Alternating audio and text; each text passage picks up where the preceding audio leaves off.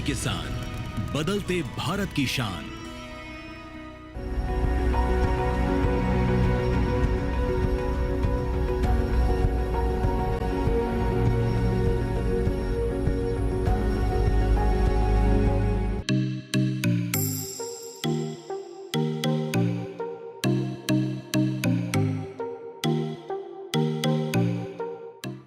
मछली पालन हमारे देश में काफ़ी तेज़ी से विकसित होने वाला व्यवसाय बनकर उभर रहा है। ख़ास तौर पर देश की वो आबादी जो कि आर्थिक तौर पर पिछड़ी हुई है, उसकी आय को सुनिश्चित करने में भी इसकी भूमिका काफ़ी ख़ास है। सरकार भी मछली पालन को लगातार प्रोत्साहित कर रही है और इसके लिए सब्सिडी भी मुहैया कराई जा रही है। इसके साथ ही साथ कई ऐसे कार्यक्रम चलाए जा रहे हैं जिससे प्रशिक्षण को सुनिश्चित किया जा सके और नई तकनीक से मछली पालन को और विकसित कर सकें। इसके अलावा हम आपको ये भी बताएंगे कि कैसे हमारे युवा भी मछली पालन के क्षेत्र में होने वाले लाभ को देखते हुए प्रोत्साहित हो रहे हैं। नमस्कार, स्वागत है आपका कृषि विशेष में। मैं हूं अंजू सिंह। तो आज के कृषि विशेष में हम बात करेंगे मछली पालन के बारे में, बताएंगे आपको कि कैसे मछली पालन से फायदे ही फायदे हैं। तो चलिए शुरुआत करते हैं आज के कृषि विशेष की।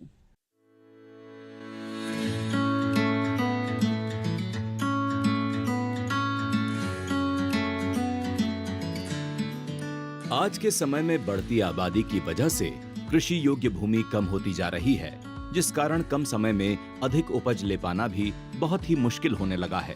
इस तरह की समस्याओं के लिए कुछ अलग तरह की कृषि का चयन एक बेहतर विकल्प हो सकता है, ताकि कम समय में अधिक पैदावार प्राप्त कर मूल्य भी अच्छा प्राप्त किया जा सके। ऐसा ही एक व्यवसाय मछली पालन है। इस व्यवसाय में मुनाफे वाले सभी गुण मौजूद हैं। देश के सामाजिक और आर्थिक विकास में मत्स्य पालन का काफी महत्वपूर्ण योगदान है। साथ ही मछली पालन आर्थिक रूप से पिछड़ी आबादी के एक बड़े वर्ग के लिए आजीविका का साधन भी है। ये क्षेत्र रोजगार, पोषण सुरक्षा और विदेशी मुद्रा अर्जित करने में भी सहायक है। मछली उत्पादन में भारत को सबसे महत्वपूर्ण क्षेत्रों में गिना जाता है। बीते कुछ वर्षों में मत्स्य पालन क्षेत्र में अपार संभावनाओं को देखते हुए किसानों की रुचि भी मछली पालन की ओर बढ़ी है।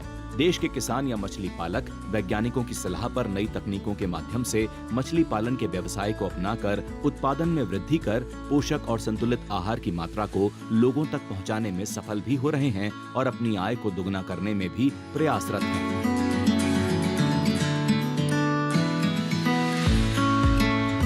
भारत में सामान्य तौर पर 3 देसी, कतला, रोहू, मृगल और 3 विदेशी, सिल्वर कॉर्प, कॉमन कॉर्प और ग्रास कॉर्प मछलियों का पालन किया जाता है। इन देशी और विदेशी के बारे में हम विस्तार से बात करेंगे।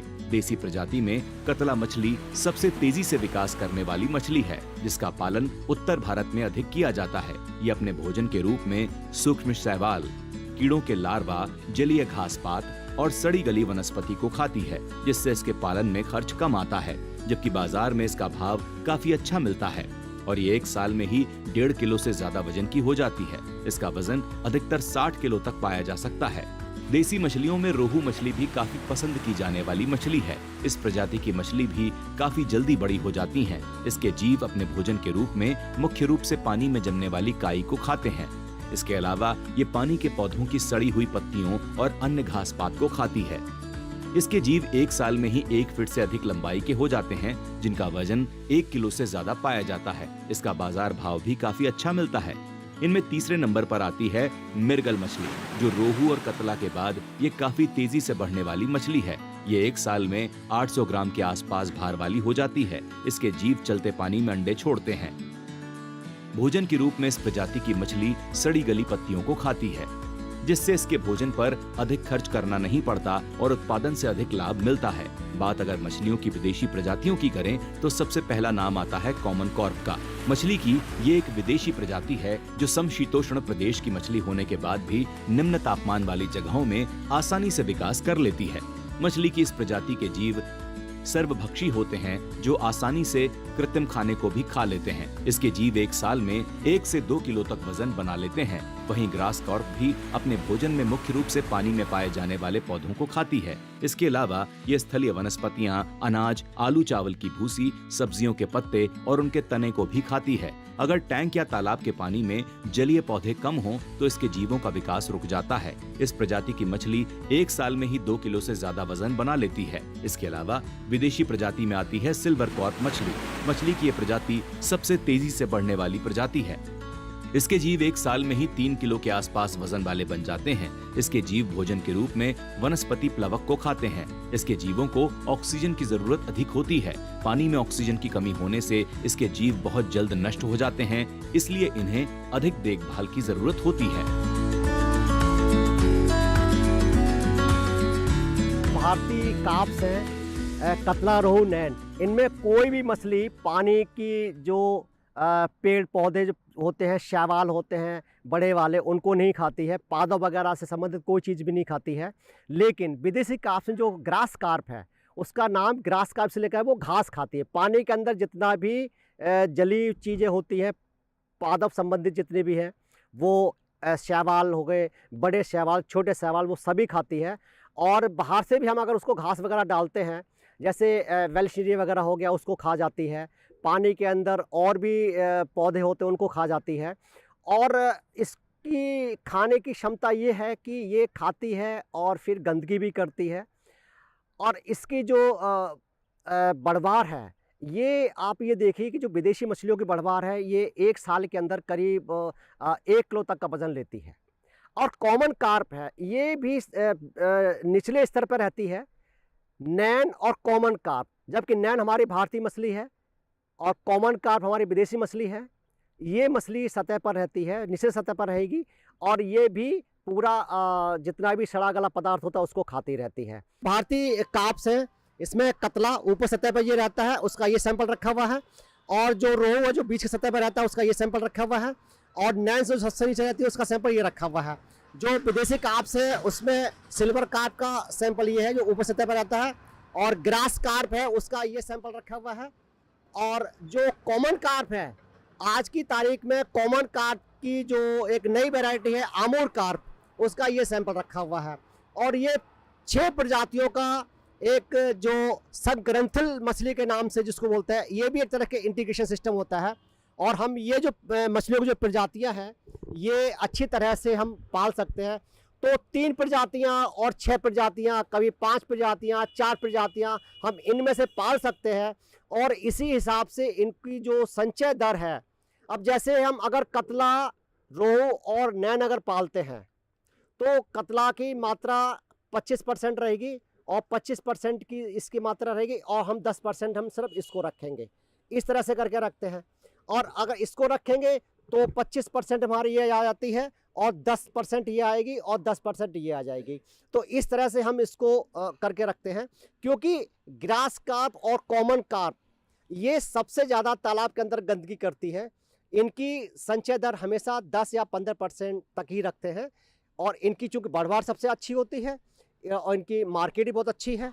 इनकी बढ़वार हम अपने मैदानी क्षेत्रों में भी इसकी देखते हैं।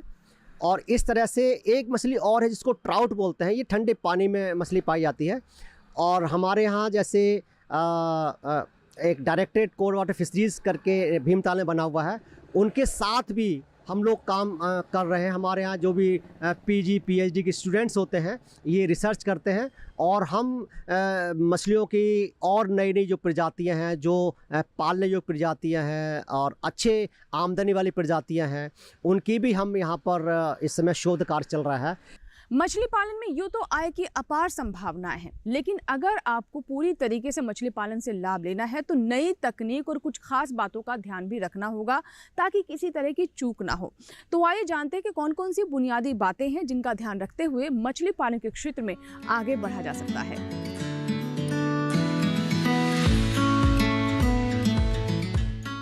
मछली उत्पादन के दौरान काफी सावधानियां रखी जानी चाहिए, जिन्हें अगर नहीं रखा जाए तो इसमें काफी नुकसान पहुंचता है। मछली पालन के लिए टैंकों का निर्माण खुली जगह में करवाना चाहिए, जहां सूरज की धूप सीधी पड़ती हो, और साथ ही टैंकों को बारिश और सर्दी से बचाने की व्यवस्था भी कर लेनी चाहिए। पानी में सीप, घोंगे और अन्य कीट को टैंकों में पैदा न होने दें। मछलियों को खाने वाले मांसाहारी जीवों से टैंकों की सुरक्षा करनी चाहिए। इसके लिए पानी में जाल बिछा दें। पानी में ऑक्सीजन की मात्रा को बनाए रखें। इसके लिए समय समय पर टैंक की जांच करते रहें और पानी को बदल दें।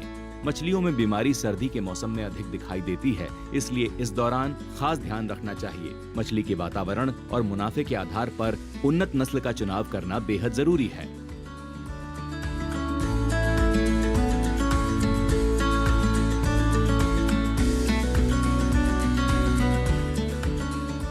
मछली पालन करते समय साफ सफाई का बेहद ख्याल रखना चाहिए।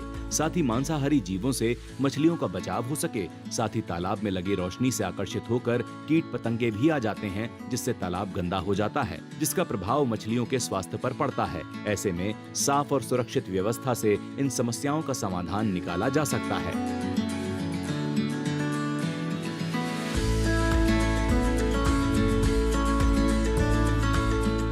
जैसे रात में देखा होगा कि ज़्यादातर जो पानी कीट होते हैं ये लाइट की तरफ आते हैं।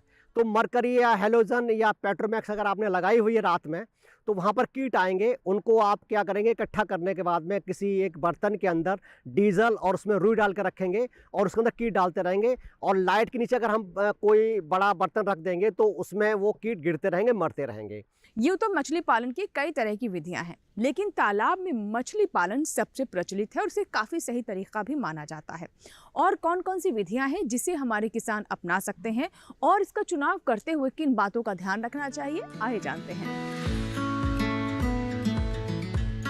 सामान्य विधि, जिसे जाल विधि भी कहते हैं, इस विधि से मछली का पालन पूरी तरह बिना खर्च के किया जाता है, जिसमें सिर्फ मेहनत की जरूरत होती है। इस विधि से मछली का पालन नहर, नदी, बांध और समुद्र में किया जाता है। इसमें प्राकृतिक रूप से पाई जाने वाली मछलियों को पकड़कर बाजार में बेचने के लिए भेज दिया जाता है, जिसे सिर्फ छोटे पैमाने पर ही कर सकते हैं। इस विधि से मछली पालन सिर्फ नदी, नहर या समुद्र तटीय भागों में ही किया जा सकता है। इसको करने में काफी दिक्कतों का सामना भी करना पड़ता है। घर पर भी मछली पालन का काम किया जा सकता है। इसके लिए कम भूमि की जरूरत होती है। इस विधि से मछली पालन छोटे पैमाने पर उन जगहों पर किया जाता है जहां पास में कोई प्राकृतिक या उचित स्थान नहीं होता। इस विधि में मछली पालन घर पर प्लास्टिक टैंक लगाकर या घर पर जमीन में छोटे तालाब बनाकर उसमें इसका व्यापार शुरू किया जाता है, जिससे खुद एक व्यक्ति आसानी से चला सकता है। कृत्रिम रूप से मछली पालन व्यवसाय बड़े पैमाने पर किया जाता है। बड़े पैमाने पर इसको शुरू करने के तरीकों को सबसे बेहतर माना जाता है, क्योंकि इस तरीके से इसका व्यवसाय करने पर बहुत ही कम खर्च में बार बार अधिक उत्पादन प्राप्त हो जाता है। इस तरीके से व्यवसाय करने में शुरुआत में रखरखाव की चीजों पर एक ही बार खर्च किया जाता है, उसके बाद इससे लगातार मुनाफा ही कमाया जा सकता है। साथ ही इस तरीके से मछलियों की देखभाल उचित तरीके से की जा सकती है, जिससे मछलियों में नुकसान भी काफी कम देखने को मिलता है। वर्तमान में इनके अलावा एक और नई तकनीक आ गई है, जिसे बाइफ्लोक के नाम से जाना जाता है। इस विधि में मछलियों को सीमेंट या मोटे पॉलीथीन से बने टैंक में रखा जाता है, जिसमें मछली को तैयार करने में और भी कम खर्च होता है और प्राप्त होने वाले उत्पादन से लाभ अधिक मिलता है।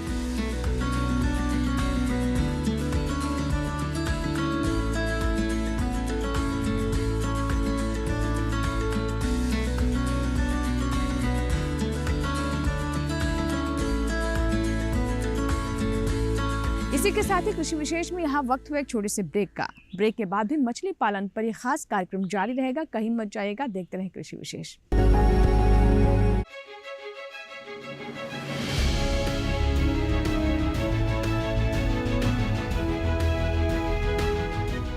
पशुपालन और डेयरी विभाग के उद्योग के लिए क्या क्या नई योजनाएं आपके विभाग जो है चला रहा है? हमारे विभाग की तरफ से पशुओं के इलाज के लिए निःशुल्क दवाइयाँ वितरण होती है। अगर बात हम पशु अस्पतालों की करें, उनको सुचारू रूप से चलाने की बात करें, उनकी व्यवस्थाओं को सुदृढ़ करने की बात करें, तो किस तरह से काम कर रही है आपकी सरकार, आपका विभाग? तो माननीय मुख्यमंत्री जी ने इस जो पिछले साल का जो बजट दिया था, उसमें 200 करोड़ भवनों के रिपेयरिंग के लिए दिए और नए भवनों को बनाने के लिए भी दिए। देखिए खास मुलाकात कैबिनेट मंत्री राजस्थान सरकार जोराराम कुमावत के साथ 22 दिसंबर रविवार शाम 7 बजे सिर्फ दूरदर्शन किसान पर। ब्रेक के बाद आपका स्वागत है। आप देख रहे हैं कृषि विशेष। आज हम बात कर रहे हैं मछली पालन से फायदे ही फायदे। आइए कार्यक्रम को आगे बढ़ाते हैं और मछली पालन से जुड़ी कुछ और खास बातें आप तक पहुंचाते हैं।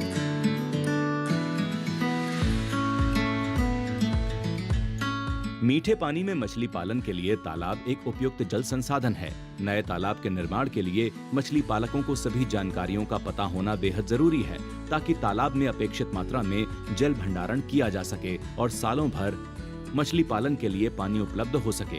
तालाब के लिए ऐसी भूमि का चुनाव करना चाहिए जो प्राकृतिक रूप से गहरी हो, ताकि आसपास के क्षेत्र के वर्षा जल को संग्रहित किया जा सके। साथ ही नए तालाब बनाने से पहले मिट्टी की जांच करना भी बेहद जरूरी है। मछली पालक तालाब जहां बनाएं, वहां की भूमि की मिट्टी चिकनी, दोमट तथा लोम किस्म की होनी चाहिए। तालाब बनवाने से पहले उस जगह की मिट्टी की जांच प्रयोगशाला में करा लेनी चाहिए। आयताकार तालाब ज्यादा उपयुक्त माना जाता है। उपलब्ध जमीन का 70 से 75% भाग ही तालाब के निर्माण यानी जल क्षेत्र के रूप में विकसित किया जाता है। बाकी बचे 25 से 30% भूमि तालाब के बांध बनाने में चला जाता है। तालाब की लंबाई पूरब से पश्चिम दिशा में रखनी चाहिए। इस प्रकार के तालाब में हवा के बहाव के कारण में अधिक हलचल होती है, जिसके कारण घुलित ऑक्सीजन की मात्रा अधिक रहती है। तालाब की औसत गहराई उतनी ही होनी चाहिए जहां सूरज की रोशनी पहुंच सके। जहां पानी का साधन हो, वहां तालाब की गहराई 4 से 6 फीट रखी जा सकती है। यदि तालाब वर्षा पर आधारित है तो वहां तालाब की गहराई 8 से 10 फीट रखना चाहिए।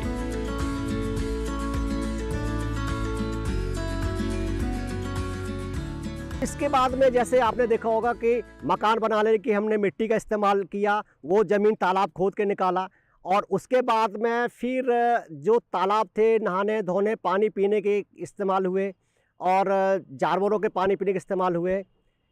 बरसात के टाइम पर जब तालाब भरते थे तो ज़्यादातर क्या होता था कि जितने भी हमारे पास प्राकृतिक पानी के स्रोत जैसे नदियाँ हो गई या और आसपास के जो पोखर हो गए, उन सब में प्राकृतिक रूप से तालाब के अंदर मछली आती थी और फिर उस मछली को लोग अपने आहार के रूप में इस्तेमाल करते थे। जब हम तालाब बनाते हैं तो सबसे पहले हम मिट्टी की जांच करते हैं। मिट्टी की जांच में हम सबसे पहले सबसे जो उसका जो गुण होता है मिट्टी में, वो है पीएच। पीएच 7 और 8 के बीच रहना चाहिए। अगर पीएच 7 से अगर कम जा रहा है, 6 अगर पीएच आ रहा है, तो उस समय हम करीब 6 कुंटल बिना बुझा हुआ चूना डालते हैं। और अगर 5 के आसपास आ रहा है तब उसमें हम 8 कुंटल बुझा हुआ चूना डालते हैं। अगर पीएच हमारा 7 है तब भी हम उसमें 4 कुंटल प्रति हेक्टेयर बिना बुझा हुआ चूना डालते हैं। ये इसलिए ज़रूरी होता है कि जब हम तालाब बनाते हैं तो उस समय उसमें अम्लीय सांद्रता की चीज़ें होती हैं और बहुत सी चीज़ें आती हैं, वो उन सबको वो करेक्शन करके रखती है, उसको पूरा बैलेंस बना के रखती है, उसका संतुलन बना के रखती है। और इसके बाद में फिर हम क्या करेंगे, हम इस शुरुआत में लाल दवा भी डालेंगे। करीब 50 किलो प्रति हेक्टेयर के हिसाब से लाल दवा डालते हैं, जिसको पोटास भी कहते हैं, केएमएनओ4 भी बोलते हैं। ये इसलिए डाला जाता है कि हम सबसे पहले जो जीवाणु या रोगाणु होते हैं तो उसका हम पहले से ही हम रोकथाम करनी शुरू कर देते हैं, उसका मैनेजमेंट शुरू कर देते हैं। इसके बाद हम उस तालाब में पानी भरेंगे। पानी करीब पहले हम 1 मीटर भरेंगे, फिर हम पीएच देखेंगे। अगर पीएच नॉर्मल है, कोई दिक्कत नहीं है, 7-8 के बीच में आना चाहिए। फिर उसके बाद हम करीब 2 मीटर हम तालाब में पानी भर के रखते हैं और पानी भरने के बाद में फिर हम गोबर की खाद डालते हैं और करीब 20 कुंटल गोबर की खाद 1 हेक्टेयर तालाब, मतलब 1 हेक्टेयर मतलब जिसमें 10,000 घन मीटर अगर पानी का एरिया आ रहा है तो उसमें हम 20 कुंटल प्रति हेक्टेयर के हिसाब से डालेंगे। मछली पालन में अगर आप अच्छा उत्पादन प्राप्त करना चाहते हैं तो उचित किस्म और साथ ही साथ बीज का चुनाव करना बहुत ही आवश्यक है। इसके अलावा मछली पालन में फीड का ध्यान रखना भी ज़रूरी होता है। आहार कैसा होना चाहिए और साथ ही मछलियाँ किस तरीके से संक्रमण से प्रभावित ना हो, इसको लेकर किन कदमों का ध्यान रखना आवश्यक है, आइए जानते हैं। मछली पालन के लिए अच्छी गुणवत्ता के बीज इस्तेमाल करें। अगर किसान बाहर से बीज खरीद रहे हैं तो इस बात का ध्यान रखें कि तालाब में कम से कम 1 फिंगरलिंग साइज का ही बीज डालें। तालाब में मछली बीज डालने के 25 दिन बाद फसल तैयार हो जाती है। तालाब में पूरे साल कम से कम 1.5 मीटर पानी का स्तर बनाकर रखें। बारिश के मौसम में तालाब पर बाढ़ का प्रभाव ना पड़े, इसका ध्यान रखें। तालाब में पानी का रंग गहरा होने पर रासायनिक खाद का इस्तेमाल बंद कर दें। पानी का रंग गहरा भूरा और गंदला होने पर गोबर की खाद का इस्तेमाल बंद कर दें। जैसे तालाब के पानी का रंग सामान्य हो जाए तो उर्वरकों का इस्तेमाल फिर से शुरू कर सकते हैं। पहली बरसात में तालाब में पानी आने पर कभी-कभी मछलियां तालाब की तली में सड़ती गलती खाद और वनस्पतियों के कारण ऑक्सीजन के अभाव में ऊपर आकर परेशान सी टहलने लगती हैं और व्यवस्था ना होने पर मर भी जाती हैं। ऐसे में बुझे हुए चूने का छिड़काव करें।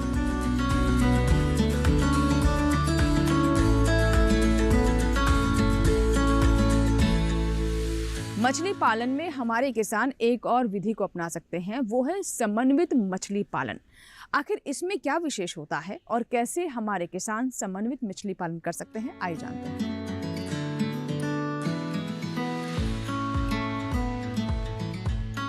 मछली पालन से अधिक उत्पादन, आय एवं रोजगार के लिए इसे पशुपालन के साथ जोड़ा जा सकता है। यदि मछली पालन से सूकर, मुर्गी या बतख पालन को जोड़ दिया जाए तो उसके मलमूत्र से मछलियों के लिए समुचित प्राकृतिक भोजन उपलब्ध होगा। इस व्यवस्था में मछली पालन से अलग से खाद और पूरक आहार की जरूरत नहीं होगी। 1 एकड़ के तालाब के लिए 16 सूकर या 200 मुर्गी या 120 बतख की खाद काफी होगी। सूकर या बतख को तालाब के पास ही घर बनाकर रखा जाए तो इसे खाद को तालाब तक ले जाने के खर्च की बचत होगी और बतख दिन भर तालाब में ही भ्रमण करती रहेगी और शाम होने पर स्वयं ही वापस घर में आ जाएगी। इसके अलावा मछली पालन के साथ फसलों की खेती भी की जा सकती है। कई बार धान फसल की कटाई के बाद किसानों को अगली फसल बोने के लिए लंबा इंतजार करना पड़ता है। ऐसे में किसान धान की खेती के साथ मछली पालन कर सकते हैं। इस तरह की खेती का चलन चीन, Bangladesh, Malaysia, Korea, Indonesia, Philippines, Thailand में बढ़ चढ़कर है। भारत में भी झारखंड, छत्तीसगढ़ और उत्तर प्रदेश समेत कई इलाकों में धान के साथ मछली पालन के जरिए किसान दोगुनी कमाई कर रहे हैं। ऐसे में ये कहना गलत नहीं होगा कि समन्वित मछली पालन से रोजगार की संभावनाओं का विकास किया जा सकता है, साथ ही किसानों को आर्थिक मजबूती भी मिलेगी। मछली पालन क्षेत्र को जहां संगठित करने के लिए सरकार लगातार प्रयास कर रही है, वहीं साथ ही साथ युवाओं को भी रोजगार मिले, उनका भी रुझान बढ़े, इसके लिए भी नई नई विधियों के अलावा नई योजनाओं को भी किसानों तक पहुंचाने का प्रयास किया जा रहा है। आइए जानते हैं कि सरकार की तरफ से किस किस तरह की योजनाएं मछली पालन के क्षेत्र में चलाई जा रही हैं। अब वनस्पतियों के साथ में आजकल देखा होगा कि धान के साथ मछली पाली जाती है। आपने बिहार में, वेस्ट बंगाल में, आसाम में जितने एरिए वहाँ देखें, दक्षिणी भारत में अलग अलग धान की वैरायटी होती है। जैसे पोकाली वैरायटी है, वो केरल में, तमिलनाडु इस्तेमाल होती है, वो धान की वैरायटी है। उसमें चूँकि वो खारापन होता है पानी के अंदर, तो उस वजह से वहाँ पर वो धान की वैरायटी की जाती है मछलियों के साथ में।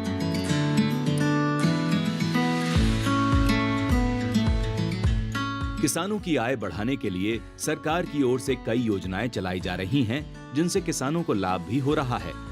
सरकार किसान भाइयों को मछली पालन के लिए प्रोत्साहित कर रही है। सरकार का मानना है कि किसान खेती के अलावा मछली पालन करके अपनी आय में इजाफा कर सकते हैं। खास बात यह है कि मछली पालन के लिए सरकार की ओर से सब्सिडी दी जा रही है, जिसके तहत तालाब निर्माण, बोरिंग पंप सेट की स्थापना सहित शेड निर्माण के लिए आर्थिक सहायता दी जा रही है।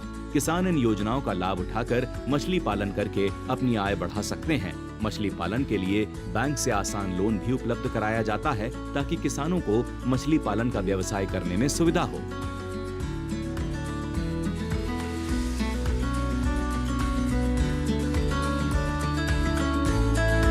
आजकल जैसे कई स्कीम आती हैं, राज्य सरकार की है, केंद्र सरकार की है, उसमें तालाब बनाने से लेके आपके पंप सेट से लेके और जो भी उपकरण इस्तेमाल होते हैं, सभी कृषि संबंधित चीज़ों की आपको सुविधा मिलती है, उसमें छूट मिलती है, सब्सिडी वगैरह मिलती है। अलग अलग जैसे SC ST लोगों के लिए भी 50% तक छूट मिल जाती है, किसी में 20%, किसी में 30% तक का प्रावधान होता है।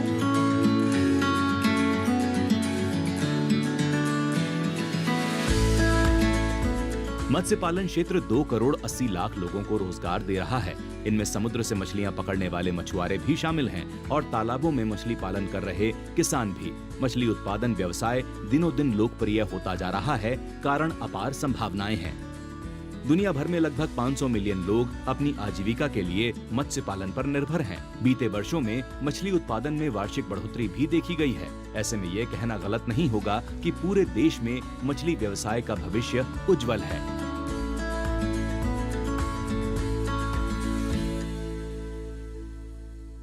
तो ये था हमारा आज का कृषि विशेष, जिसमें हमने आपको बताया कि मछली पालन के क्षेत्र में यूँ तो अपार संभावना है, लेकिन नई तकनीक और सरकार की योजनाओं का लाभ लेकर और भी ज़्यादा लाभ कमाया जा सकता है। युवाओं का रुझान भी इस क्षेत्र में देखा जा रहा है। हमें पूरी उम्मीद है कि आज का कार्यक्रम आपको ज़रूर पसंद आया होगा। अगर आपके कोई सुझाव है तो आप हमें ईमेल कर सकते हैं, पत्र भी लिख सकते हैं। हमारा ईमेल आईडी है ddkrishivishesh@gmail.com। पत्र लिखने के लिए हमारा पता नोट कर ले। हमारा पता है कृषि विशेष, कमरा number 59A, CPC, Doordarshan, Khelgaon, नई दिल्ली 110049।